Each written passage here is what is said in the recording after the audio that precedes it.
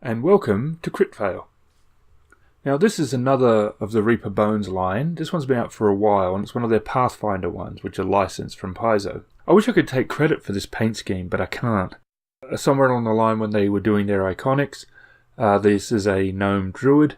They did an amazing piece of art with the Druid in a very greeny sort of paint scheme.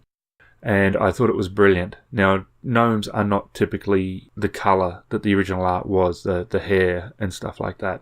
Isn't usually green. I thought, though, it was a brilliant idea. It just was such a striking sort of colour combination, but the idea of a druid that had been in the wilderness for so long that she had started to actually adapt many of the, not just the colour, but the physicality in a way of the forest. I'd seen that art and I remembered it, and I thought this is such a cool idea, and that's what I basically went with.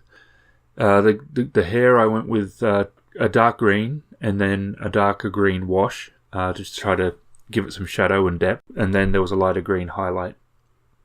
I decided that looking at some of the combinations people have done, the breastplate they'd done as metal sometimes, and though a lot of people did leather, and in the end I thought that fit more with the idea of a druid out in the wilderness.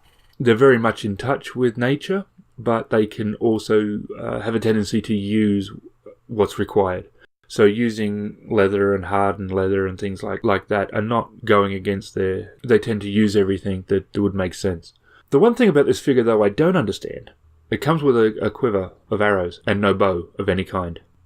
She has like a totem that she's holding and a sickle in the other hand. There's no bow. So I'm not quite sure what the arrows are for, but that aside, it's a fantastic figure.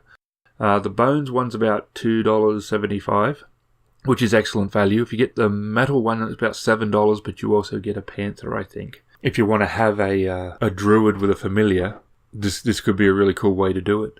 It was a great piece to paint. I had it on my shelf for way too long. It had sat there for quite a while as I tried to work around what to do with it, and it's only been in the last couple of weeks that I really sat down and decided to finish it off and just work on it consistently. I did prime it. Reaper Bones said you don't have to, but I prefer to prime, and I used Army Painter White. I love the Army Painter primers, and I had no trouble with the primer not sticking or doing anything funny to the figure. And then from there I got to start work. It all comes as one piece. This isn't a multi-piece figure, so you don't have to worry about gluing anything on. You just have to be a bit careful around some of the belts and that. Just keep an eye on where you're painting and what part goes to what. But it's a pretty simple figure overall. There's a lot of detail, but it's a simple figure. And she's a lot of fun. Totally worth the money.